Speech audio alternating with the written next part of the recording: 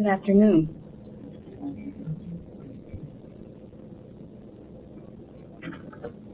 Mary Hunt taught me how to ring a little bell before class. I always liked it so much, and when I'd get her tapes, the bell would, you'd hear the bell first, and I like to have that on my tape too. I just love, for me, a bell is always a call to prayer, and even in this incarnation, I can be anywhere, and if I hear a church bell, my instant reaction is to want to hit my knees, and I was never even Catholic this time around, you know. But maybe many years in the convent, I don't know, one time or another. But it's funny how just little things stick with us. And what's been coming to me so much is how many teachers that I've been to and preceded my experience in this message of the infinite way. I'm going to bring this up a little bit. I was thinking, it's almost easy for me to put a word on each teacher of what I learned, and for them I am forever grateful. And Joel, of course, being my first experience of having any inkling of that deep hole being filled that I was screaming for and craving to fill with everything externally, everything outside myself. And when I first heard him, I thought I was losing my mind to be sitting in this room with these people that wouldn't talk to me and listening to a tape of a dead man. I didn't get it at all, you know. And my first tape group was Doris Crawford's in Santa Monica. And when I first went and I would sit by the window, and I really, really felt like I wanted to jump out from what I was hearing, and that maybe I would, only we were on the second floor, you know, but it was like, it just made me feel better to sit next to that window. And yet every week I would show up there, you know, and then I'd start showing up more, and then she'd give more classes. And then I heard of Virginia's class, and my first class was an Easter class in Pasadena. I don't know if any of you used to go there. But I remember going up the elevator, and my first two Infinite Ray friends, it was actually Teddy and, you know, and Francis from the desert. And can't hear? Okay. Anyway, we were going up, and I had never been with a group like this, you know, that didn't talk much. And as I'm going up the elevator, I remember Teddy just grinning and patting me and saying, you know, like you would to a neophyte. And she said, well, it's all over now, dear. I remember her saying that. It's just all over now, dear. And I thought, what's she talking about, you know? But, you know, when I first met Virginia, I sat there and I thought, well, if I could just talk her into letting me go with her, you know, I'm sure I could help her with everything, you know, and I'll do her hair and I'll do her makeup, you know, I was like, I'll do anything, I just want to be by her and soak it up, you know. And of course, I didn't understand at the time what I was soaking up, that it was the consciousness that I was responding to.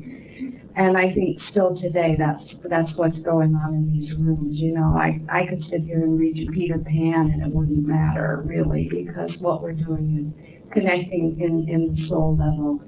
And it's that union that we experience, and where two or more are gathered in that elevated consciousness, you know. And I just became like a junkie and a groupie with Infinite Way teachers. And you know, one night I was working on a film set, and I remembered Lorraine Sinkler. It was a Thursday night, and Lorraine Sinkler is giving a class in Chicago. Well, she used to write his books. Must be she's really hot. I better. And I remember literally leaving my work, getting in the car, and I drove to LAX, and I got on a plane, and I had nothing with me. I was just that crazy and that hungry, you know. And I got there, and I had to go and buy a toothbrush and a pair of underwear, and, you know, went to her class, you know. And Lee and I met many years ago in Hawaii at a Herb Fitch class, and I had to go to Mary Hunt. I had to go to Mary Hunt a lot. And I was sitting here reflecting on, and of course Doris, I felt, you know, somehow like a little chicken, and she was the mother hen, you know.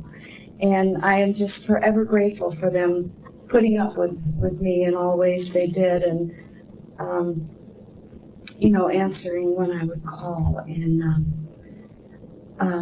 I was thinking about Virginia and how I learned letter of law from her, and I learned the principles, you know, and I would have to hear them over and over, and the principle of and from Joel, the nature of God, you know. And now it's just like, well, how come it took so many words for me to know that God is, you know, man as God as man, nature of prayer, just shut up, Dulcie, you know, just be quiet, and the nature of error, it ain't, you know. And it's as simple as that. But look at the books and books and books and books that we have to tell us that, you know. And yet we still fall asleep, and we still get hypnotized. And from Doris, I believe, the nature of unconditional love. I could just feel the love pouring out of that woman's pores, regardless. I mean, somebody could stand in front of her and do really strange things, and yes, dear, that's nice, dear. You know, it wouldn't faze her at all. She was just pure love in that way. And Mary Hunt, we were talking earlier, I believe that's where I met Gary and Jeanette, I think, at Mary Hunt's classes, and we used to go for years, and she would have 5, 6, 7, 8 days of silence up in Three Rivers, and you know, I would just long. I lived retreat to retreat. You know, I'd go to work, I'd do the human stuff, but I would just live to go and be in that presence and be in that silence and to drink of that silence that she taught me how to go there. And she didn't so much teach me with words as experience, just being there. I mean, in my early days, I remember I would have to leave. I couldn't take it. It was so intense that I'd have to leave and go get a hamburger or something just to get out of this amazing love and silence. It was too much for me. You know, it was just too much. Little by little, and then when the experience comes, and I mentioned last night I've been reading a book about Teresa of Avila, and how she explains in there the 7 stages of coming to God and coming into mysticism, and the longing that happens. And no matter what we want, you know, no matter what we grab, we think it's going to fill that. Nothing does except dropping into that womb of that silence. And that's what I would get there, and I couldn't get enough of it after I finally touched it, or it touched me, or, you know, I got titsed or whatever. You know, it was just nothing else. I had to have more and more and more and more, and I'm still that way today. And I particularly like it when we have retreats and we have gatherings when we could just bask in that silence. And in this class, I mean, it's a lot of fun to have the fellowship and go out and all, but when we can come in a retreat setting and not have to worry about the food or starting the car or going anywhere, and you can, you know, just living that moment by moment without having to pre-plan or anything. It's just grace unfolding and taking us and calling. And then I got to a teacher named Barbara Muhl, who had also been with Joel. And like I said, Mary was the one that I credit to taking me to the silence. And then Barbara Muhl was a teacher that explained what the heck I was doing in the silence, you know, because I was just ready to just hang out there, and yet my whole outer life was just a mess. And my mental thinking, I mean, I could drop into the silence and sit beyond the mind, but the mind was still just carrying on and telling me all sorts of amazing stories, both to distract me and to bring fear. And one of the things Barbara taught me was that the Christ consciousness, if we stay on this path, the path of Christ consciousness, we can only be scared off the path or distracted off. But that mental anguish, that mental thoughts, and she would use the word devil, and I would hate it when she would use that word. I did not like her using that word. Of course, Christian Science, we use the word mortal mind and things of that nature. But she would say the devil cannot get on the path. So if you stay on the path, focused, pointed toward the consciousness of Christ, knowing right there where you are is the very presence. You can only be distracted off, and I know that one. Or you could be scared off, and I know that one. But if you jump right back on the path or right back to center, and I call it coming home, come home, Dulcie, get home. Don't judge by what you're hearing in your mind or seeing out there or someone's telling you or your old conditioning. But come home, get back on the path, and all that peace transcends again. And the other teacher that I went to and he was beyond me, and that was Herb Fitch. And just recently his tapes are resurfacing again. Lee got into them again, and he sent me some. And you know, I've known people that were pulled over to the class and didn't even know the class was going on. He was such a powerful meditator and transcender of the words and thoughts that we know today. I feel he was quite absolute, and maybe I wasn't quite ready for that. Probably still not, I don't know. I somehow had to find a way to be able to walk in the world, day-to-day living, and still stay centered and peaceful, and in that love state, and in that knowing state that everything is okay. And putting all of these teachers together, and of course Joel being the one that I resonate the most to, and the reason I resonated to all the ones following is that was who they resonated to.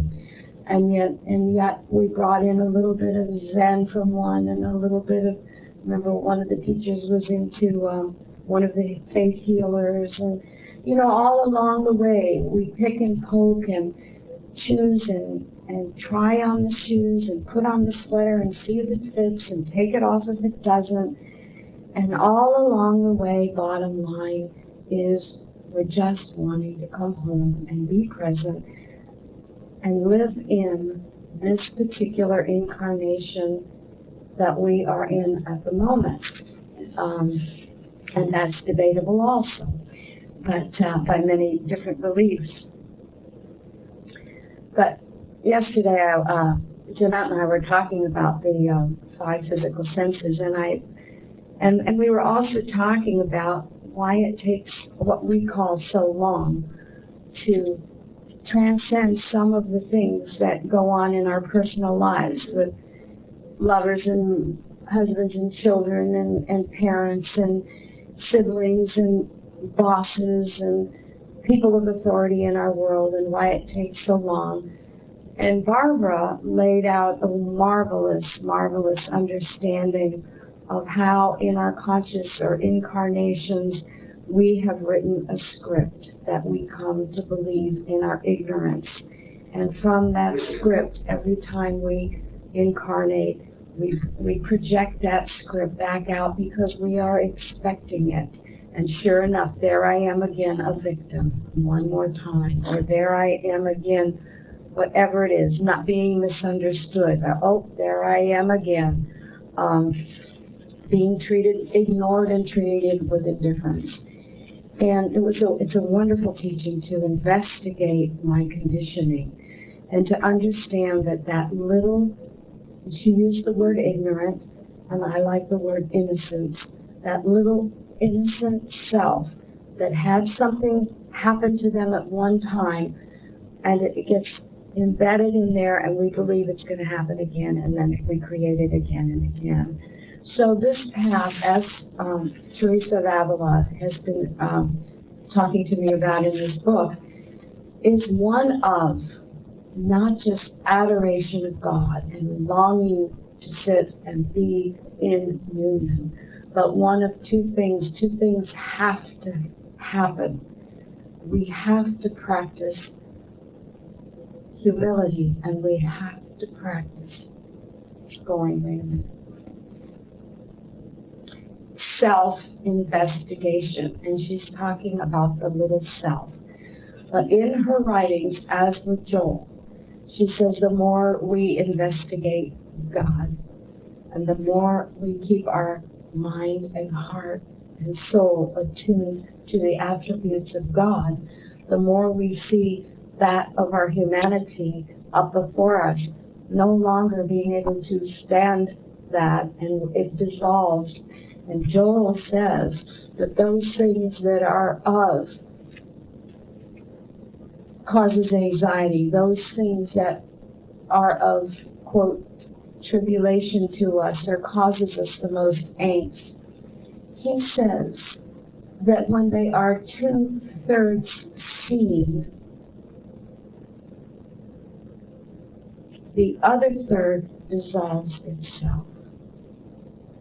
So all we have to do is really, as I like to say, name it, claim it, and dump it. And when I say claim it, I don't mean claim it so personally as claim that yes, I fell under that particular hypnosis, that particular conditioning or mindset. And as I investigate it and name it and claim it, okay, and that's where the word humility comes in. Me being able to admit, yes, I fell into that again. Okay, I'm seeing that, and I turn to God, and I surrender to God, and I bring it to God, and I take no thought. One of the steps in recognizing, quote, the script that we wrote is, first of all, we must see it or realize what's happening. And then we're brought to, once we investigate it and we understand, and even though they are impersonal, and there's probably only, if you really want to write it down, maybe only 20 total of the ones I was naming, I'll never be understood, or I'll always be abandoned, they're always going to leave me. Underneath all of them is the human scream of, I will never be good enough. I'll just never be good enough, no matter how hard I work, no matter how hard I study, no matter how hard I try, I'll never be good enough. And I remember going up to Barbara one day when I had the awareness at a deep level to where I was just destroyed, and I'd been working maybe 20 years on the path, to undo and uncover and get rid of. And one of my practices is writing it down, because if I get it out of my head, out of that computer and down my arm, through my fingers, out onto the paper, I am able to see the lie, because there it is in black and white. And I like to write with black on white paper. There it is in black and white. There's the false belief. There's the lie I've been believing. There's the deception that I have been, producing out there, projecting like a movie projector out onto my screen, which is all of you, because we do live in an earth, a planet of mirrors. And if anything gives me a nudge, and if I have a nudge in my tummy, or I start to get nervous about something, or I'm irritated, or I'm anxious, or I just plain freak out, then I am projecting something out onto the mirror, out onto the screen that I'm believing that is a lie.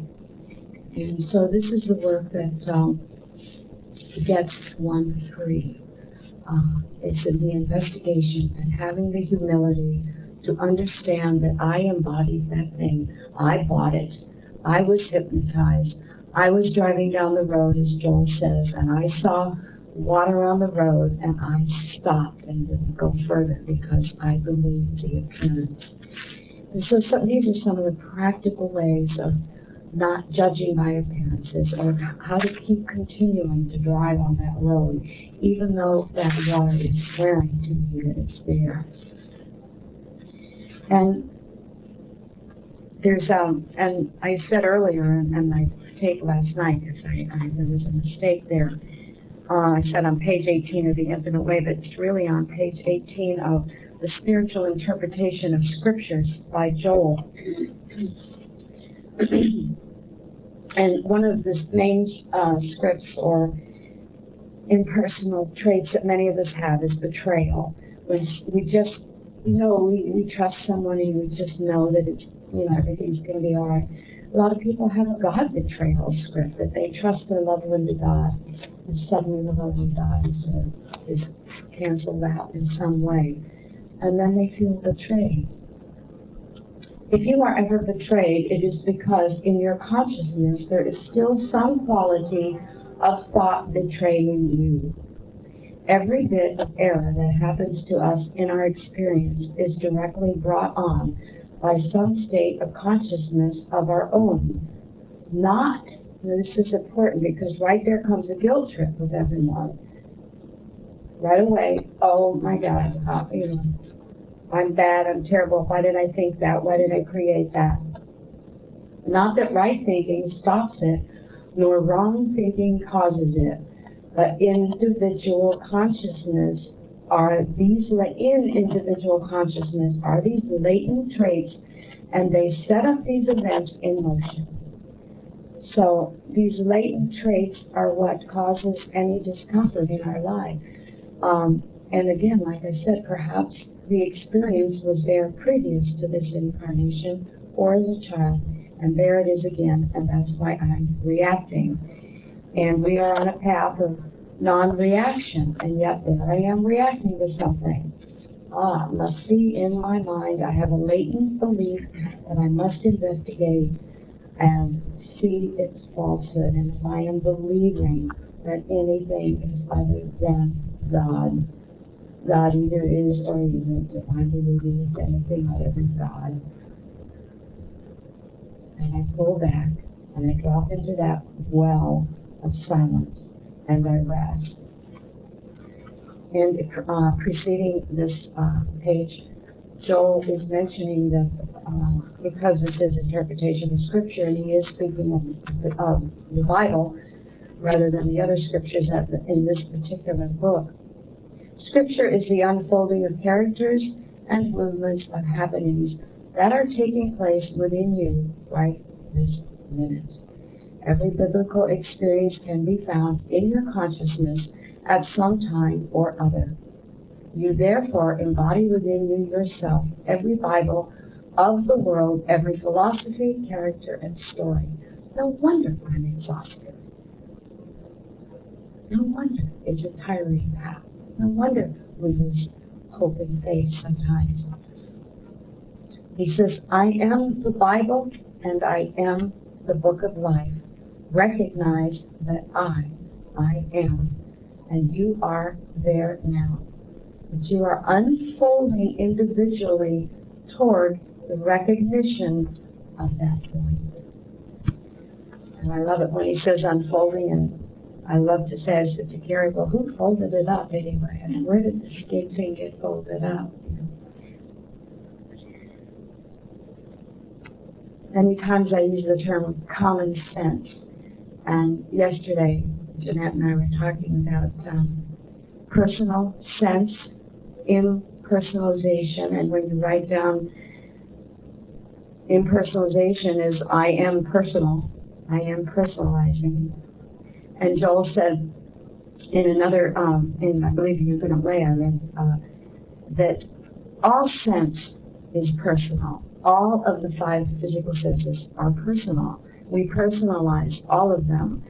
And we are on a path of attempting to impersonalize.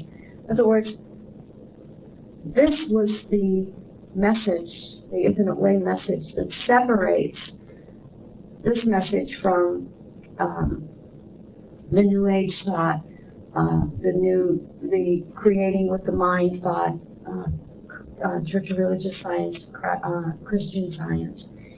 Somehow I went from fundamentalism to atheism to mysticism, and I missed all the Christian Science work, and I had to go back and do a lot of brainwashing on myself because I had missed that particular wonderful belief that helped to, as Mary Baker said, stand porter at the door. I just let everything in, you know, any beast, burden, or anything else that wanted to walk up and go through my head, I'd let it in. You know, I didn't know that this is a path of discipline and that I could stand porter at that mind and turn the channel and say, no, I don't think so. You know, I don't think so. Impersonalizing the nature of error, impersonalizing the nature of my script, impersonalizing anything going on in this third dimensional world is the difference in this path and others. And in impersonalizing it, one of the ways I do it is by investigating and giving it back where it came and saying, no, this is no longer part of me. Standing portal at the door of mind. And some of the things that come in mind, it likes to dress up in very attractive things rather than scary things, you know. Desires, for instance. And one of the questions, which I'm very, very grateful for, because I think it's something truth students struggle with. The Eastern religions tell us to have no desires. You know, Joel says that in most all religions, the Bible, one of the roots of, they use the word evil, I like to use the word error, simply missing the mark. Because I do believe, and I have come to understand, that darkness is just the absence of the light. There really isn't such a thing as dark. You can't do battle with dark. You can't really do battle with evil. It's just the absence of God's presence, recognition of God's presence. It's just the absence of the light of the truth. So how can desire be evil? How can desire cause me so much pain? There is the desire to know God right. That desire, if it over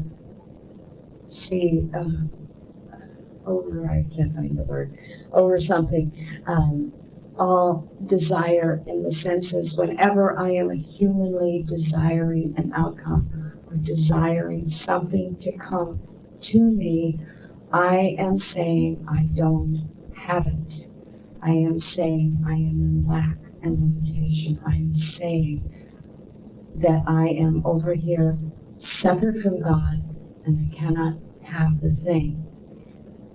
Now, through the years, I have never found a better way of getting over any desire than by getting it.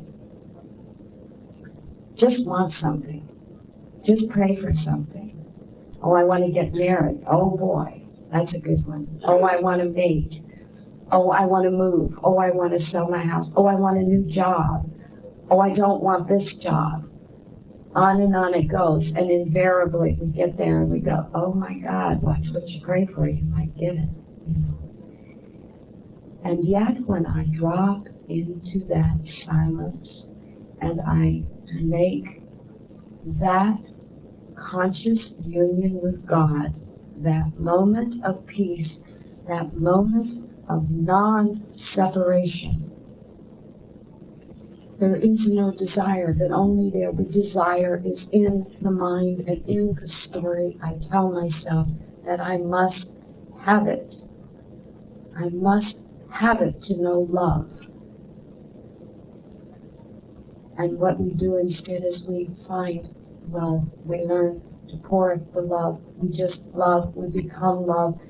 And many times that particular thing that we thought would bring us love manifests and then does come forth in the without, but only after we realize it would not have been our source of love or joy.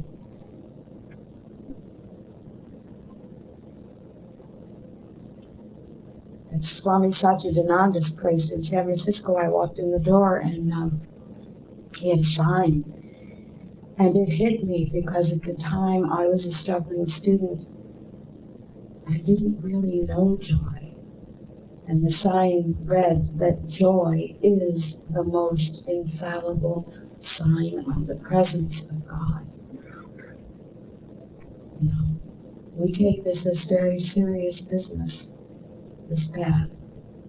And what we do with it is serious, but yet the playfulness, the joyfulness, the heartfelt happiness is the infallible sign of that presence of God, moment by moment, right here, right now. Just like a click. Just that wink of an eye. Just to train myself as I would put my hand on a door handle or open the car door or pick up my keys or if the phone would ring. Pause. As Joel said that, I believe, on the tape this morning.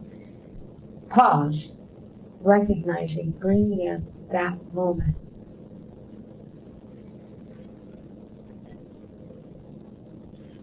Now, in this human incarnation,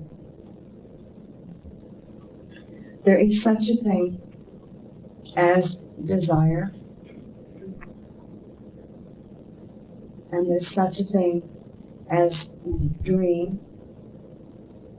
And Barbara Muhl had a wonderful way of helping you distinguish between a fantasy, quote, dream world, fantasy of something I want, I need, I must have, versus a God-given longing desire, because that is part of your past journey. And if you look up the word desire, at the Latin root of it is of the Father. The Latin word root of desire, of the Father.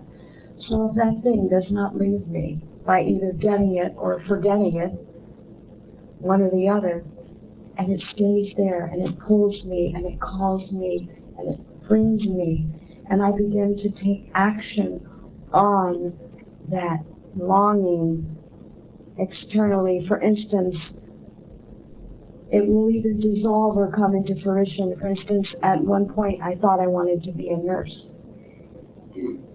I didn't realize that it was the healing that I wanted. I wanted to be participating in people healing, but in that time, it was my little innocent self inside. I want to be a nurse, I want to be a nurse, I want to be a nurse, and it wouldn't shut up. And that's when I said, okay, if it's not a fantasy, take action. So I did the things you would do to head toward nursedom. You know, I enrolled in a couple of college things. I checked out where you went. I did all the external things. I went and volunteered at a hospital. And the next thing I turned around and went, I don't want to do that. And it dissolved. In other respects, there are things that I go after and take the baby steps towards. And as I move into them, it is exactly where God is pulling me, calling me. You know, and I used to always need a carrot to go around the track of life one more time. And whenever I'd lose the carrot, or that thing that desire, that dream I had to stay here on the planet, finally the day came, there was no more carrots. There just was no more external carrots. There wasn't anything more I wanted to have, or do, or go, or be, or see. Particularly, it was all okay, but all of those, quote, fantasies, dreams that I thought I wanted to have in this lifetime dissolved as I took the action toward them, and it satisfied that part of me that thought that was what was going to equal my fulfillment. And sometimes it does. I mean, we have people here that are artists and musicians and writers and teachers and probably nurses and doctors, because it was a calling, an inner calling, and there's a major difference in a calling and a deep soul desire to be or do something than a fantasy of I'll be okay when, if only. You know, those are the traps. And then the day comes when the carrot isn't there and there's nothing more to do but just stay there in the God presence. And It's a wonderful letter. I know you've probably all heard it, but I never tire of hearing it.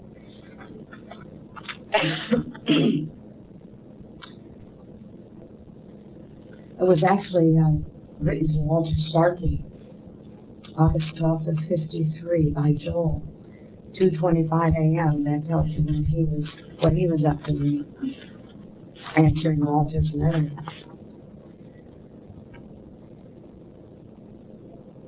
And let's just be still and let these words wave over us, dropping back into the silence.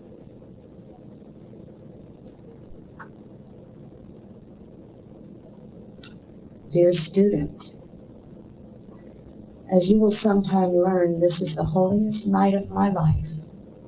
In the midst of some wonderful nights of revelation, you're injected into my meditation with a statement from a recent letter to the effect that you wanted something to do, some activity, and I insert caret, something to keep you occupied, some work. And this answer was given to me.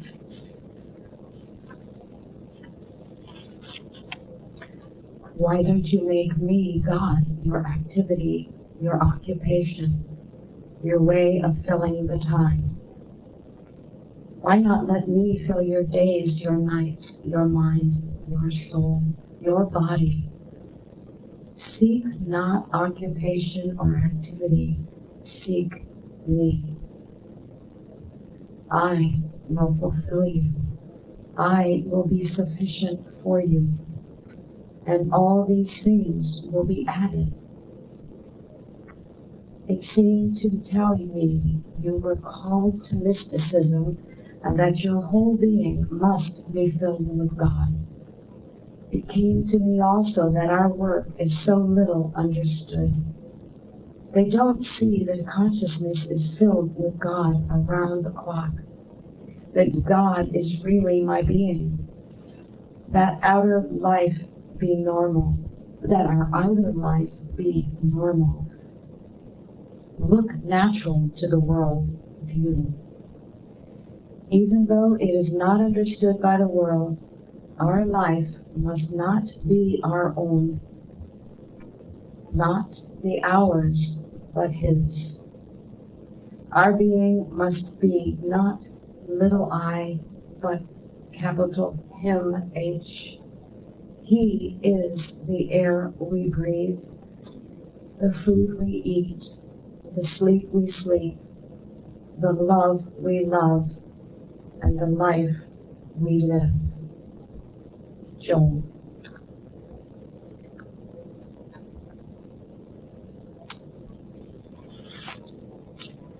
When we seek the kingdom first and know that the kingdom of God is indeed within, all the other things are added unto us, the things that we think will bring us the love and the fulfillment.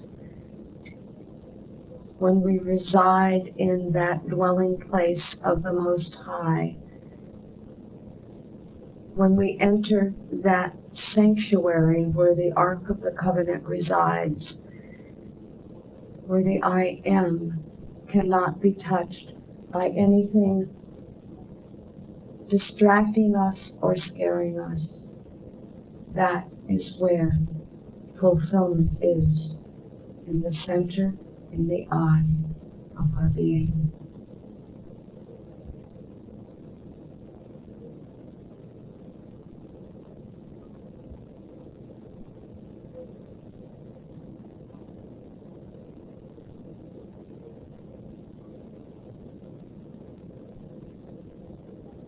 And yet, we think the silence is only when we sit in meditation.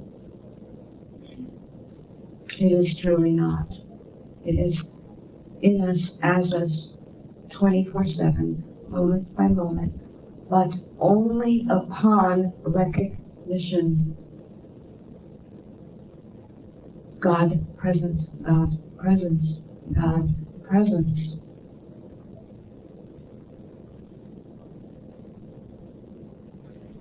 Mary Hunt taught us some great lessons at her classes, and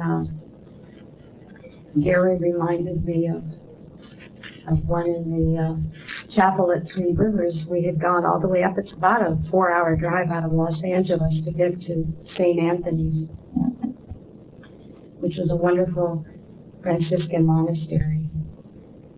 And I mean, I craved the silence. Once I tasted it, I just had to have it. And I didn't know how to experience it in the marketplace. I only knew when I could go away to, quote, a cave or a chapel or the silence of my own room or a group of infinite way people who were meditating. But here we were up there, and it had this huge furnace that we'd go in the chapel, and we'd go in the winter, we'd go at New Year's for classes, and we'd have one in the summer and one in the winter. And this furnace would come on, and it would just about blast us out of the chapel, and we learned how to sit in that silence. And Mary would hold silent vigils, and we would all sign up because she so wanted us to understand that we were as much the person who's teaching as we were the person sitting out there. So we would have sign-up sheets where we'd put our name down to be responsible, and we would sit in this chair for that hour of maintaining the silence for the group. And they were called vigils, and it would go on, and I still do this at my retreats because it's so powerful. And we would sign up, and it was my hour. Jeanette, I remember distinctly, Jeanette had been there the hour before me at this particular occasion. And I came in, and I had just been basking in this silence. And previous to coming to the retreat, I had moved out of a home that I loved and had to move due to a divorce into an apartment. And I was not used to the noise faculty, and this apartment area would have a different leaf blower come every single day because every apartment building had a different gardener. These leaf blowers were driving me crazy, and I longed to be at Three Rivers. And I get to Three Rivers, and the chapel was round, and it was all jalousie type windows, little windows that, there was no sound barrier. And I remember Jeanette was leaving, and those who came, because you could come and sit or go in and out as you chose, because everyone was in silence. And it was my turn, and I came, and I no sooner sat in the chair to just be so holy and so centered. And here comes the little leaf blower, only it was the biggest leaf blower I ever saw in my life. And it started at this end of this huge chapel, and I kid you not, it took 1 solid hour for this man to circle the entire exterior of the chapel. And I learned to meditate with a leaf blower and a furnace. And I am forever grateful for that, because on the film set, I can do that now. I don't do it anymore. Thank God I'm retired. But no matter who they were throwing off a roof, or what bomb they were going off, or what cars they were crashing, or what arm I was a makeup artist. So at one point we were dropping these chopped off arms bleeding down through the skylight. Talk about appearances within the appearance. But it taught me, how to stand there and, go rubber arm, do not judge by appearances. And I was taught, thank God, and I thought, why, God, would you have me in an industry like this, with guns going off and screaming and yelling? And at one point I was in a Civil War epic where we had blood everywhere and the soldiers, and we were doing all that special effects. We had blood pumps like this. I was pumping out the blood. Carcasses everywhere. And I was told, you will come to understand and see the illusionary nature of the third dimensional world. But I had to have a double dose, I guess. Just the one wasn't enough. I had to have one within the other one.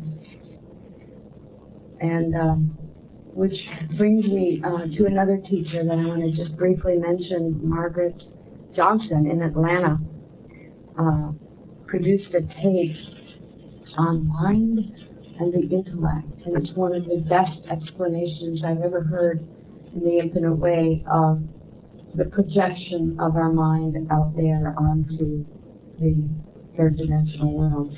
If you're struggling with understanding that, how we are the projector and how everything out there, if you want a clarification on that, I recommend her tape greatly. She's in the Atlanta area, and we have ways of finding her if anyone wants that tape. But, you know, along the way, every single teacher has brought me the gifts of their experience and their particular gift, and how to live in this world, on this path, and enjoy it, and actually laugh about it, and actually impersonalize, and yet stand on those principles of is, as, am, now, here, and how to practice the four qualities. These four qualities came out in the class of Mary's, and I mean, you hear them all the time, and I mean, well, that's over. You know, they're words, but they're four words that practice for the human being to use to stand firm on this path when our house is tumbling down, so to speak. And they were four words, and she wrote them on the board. I guess this was so long ago, but I've never forgotten them because they are a practice of mine. And the first one is surrender, which is the name of this class. Surrender, acceptance, forgiveness, and gratitude. And on those four attributes, or those four qualities, I can build my house.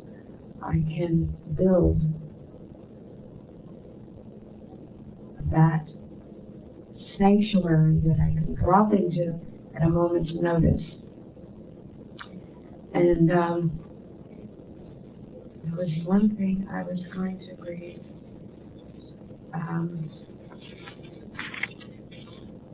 I can see it here. Because I found this path a real struggle, and for many years, and my heart goes out to everyone struggling, because it is, and I still have my trials, and we call each other, we pick up the phone and we call the different teachers and get the lift, get the consciousness, because, and this is enough, I don't know who said this, but a hypnotized person cannot unhypnotize themselves. Barbara, I think. So we call each other when we fall asleep and we're in the story or in the drama. Pick up the phone and say, "Hi, give me a lift. I'm believing da-da-da," and it dissolves like that. In life, as in dance, grace glides on blistered feet. I love that. Her name is Alice Abrams. In life, as in dance, grace glides on blistered feet. And that reminded me of this old hymn that I was at a jazz festival a couple weeks ago. Traditional jazz, and I love the old stuff. And here was one I had never seen, and it was gospel morning, so they gave songbooks out. And I happened to really be looking at the old gospel songs, because I never was raised with them, and I never paid much attention to the words. And I know Hester probably knows a lot of them. She's in choir, but this was called Lord of the Dance. Have you ever heard of that one? I hadn't either. Gary, have you heard of that one? I danced in the morning when the world was begun, and I danced on the moon and the stars and the sun. And I came down from heaven, and I danced on the earth. At Bethlehem I had my birth. And the chorus is, dance then whenever you may be. I am the Lord of the dance, said he. And I'll lead you all wherever you may be, and I'll lead you all in the dance, said he. I danced for the scribe and Pharisee, but they would not dance, and they wouldn't follow me. I danced for the fishermen, for James and John. They came with me, and the dance went on.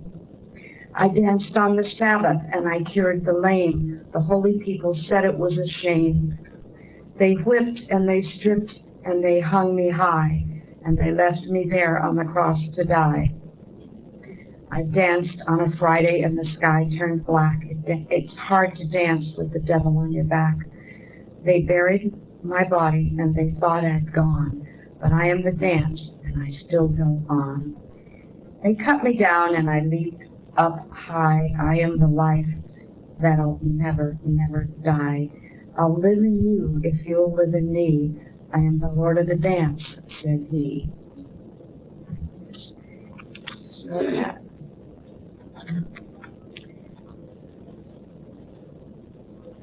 So let's follow the Lord of the dance.